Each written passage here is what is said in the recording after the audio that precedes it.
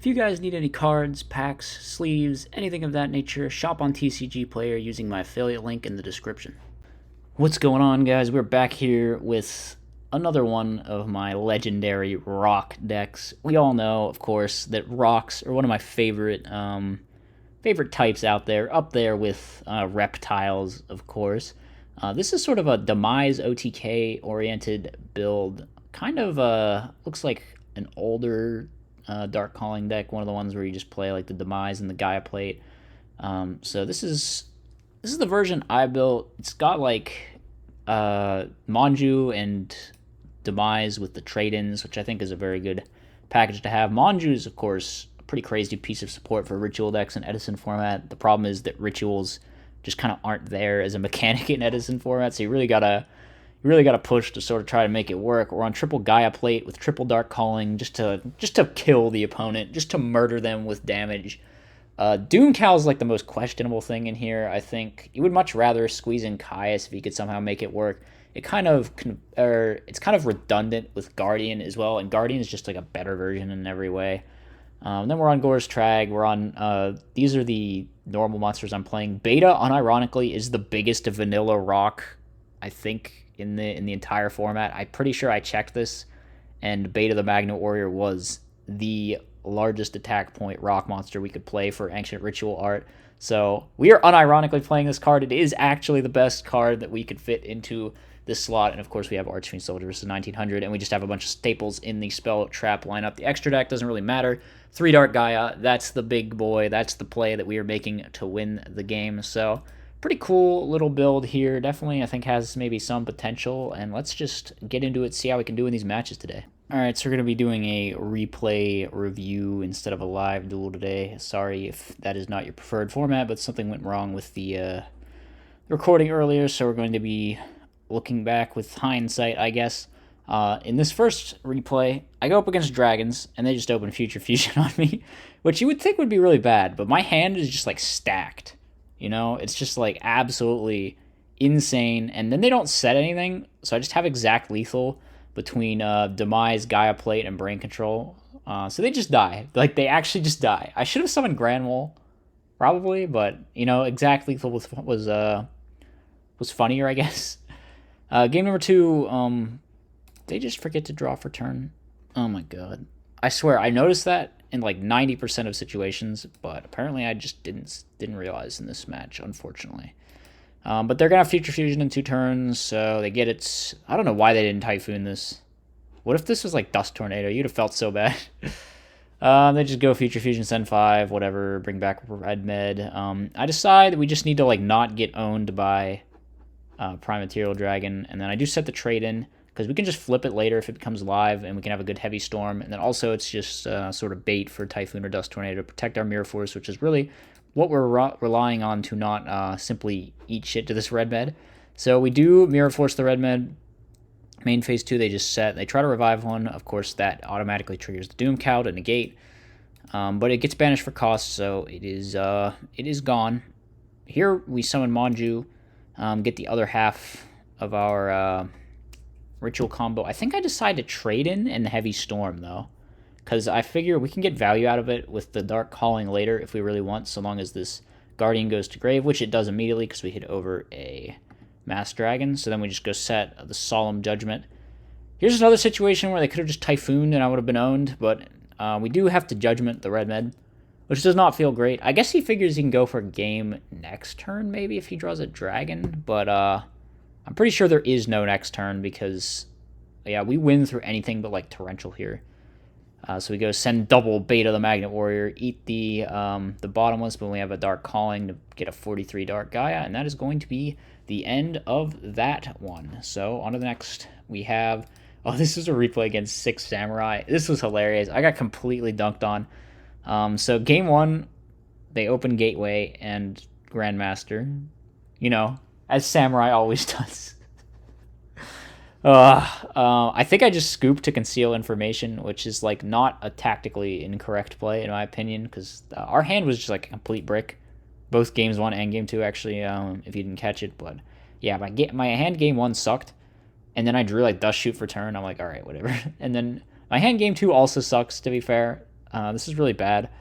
So I just go Doomcal set. He has Gateway again. The difference between Samurai with Gateway and Samurai without Gateway is just absolutely crazy. But of course, they just always have Gateways. So, what can you do? Here, I feel like we're kind of screwed because we just don't have a way to, like, kill, And we're just going to get owned by this Gateway searching and getting them a billion pluses next turn. So they're going to do that. They remove 4, search the Grandmaster, put 2 back. Yeah, and, we Doomcal, stop that, but we're just down bad. We have dead cards. We don't have enough to kill. We need to draw, like, Dark Calling or trade into Dark Calling or something, and we don't, so I just decide, all right, whatever. We got owned by Samurai opening Gateway every game. Yeah, feels bad. Final match here was against... What was this against? It was Diva, or it was Hero Beat. I didn't see any Divas, I don't think. So our hand is kind of questionable, but we have Dust Shoot. So we take the Ocean just to make sure that the Dust Shoot remains dead, of course. The Gores kind of sucks because we know it's there, so it's like we're never ever losing to that. And then the Honest, I don't know, we just took the Ocean over the Honest because we wanted to blank the Miracle Fusion, and there's nothing that the Honest goes with.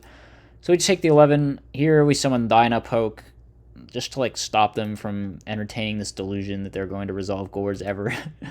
And then they go set, and then we enter a kind of stalemate here where I'm just, like, looking for my combo piece. Oh, this was the game. I remember this game. I just, like, completely punted game 1 with this idiot play.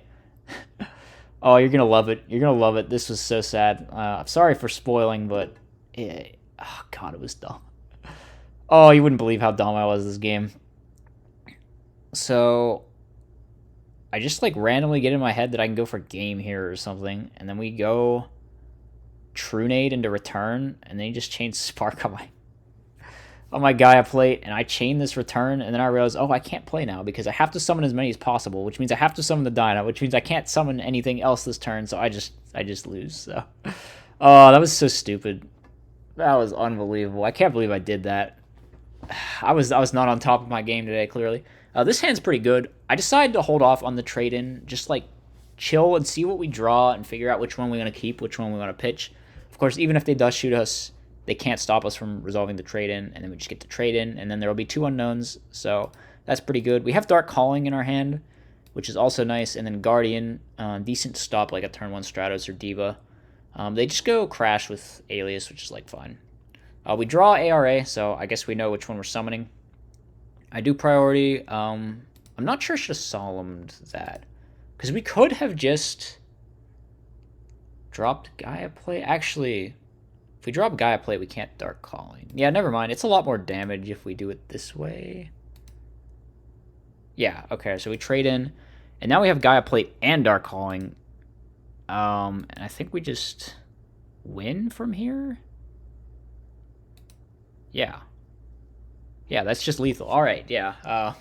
Lucky me, I guess, off that trade-in. So we go to a deciding game number 3. We decided to storm this and poke with Doomcal. I guess I thought it would really suck if it got bottomless or mirrored. And I'm figuring we'd have the Trunade anyway if we ever draw, like, our big play. So the opponent's hand is really bad. We just swing into the set Fossil Dyna, and then, of course, the Fossil Dyna is mandatory and will activate even if there's no valid targets on the field, I believe. So the Doomcal just kills itself. We go for the Manju, get the ARA. So now we have a decent play set up. We can ARA into Armageddon Knight, and now we also have the Dark Calling and the Gaia Plate. So I think we just go for the kill here. Giant Trunade, ARA, summon the Demise, and then we can Dark Calling for a 4,700 attack point Dark Gaia. Dark Gaia comes down. He's 4,700, and that's just 7,100 points of damage on the field. So we hit in for lethal. And that was the third match. We managed to take down Hero Beat even despite our laughable punt in game number 1. These games were pretty fun. I think there was definitely some interesting things going on, losing to 6 Samurai, and then just, like, OTKing and sacking a bunch, which is kind of how it goes with this kind of deck. I'm sure that kind of felt bad to be on the receiving end of all the Trunade into 8k damage in one turn, full to 0.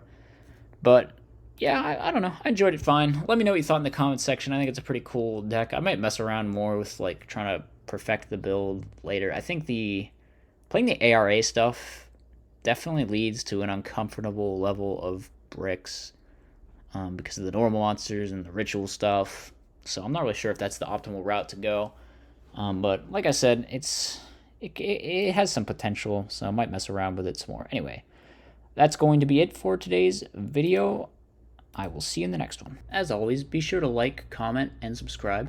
Furthermore, if you enjoy my content, you should think about becoming a channel member. You get access to tons of bonus content, and it's a great way to help support the channel.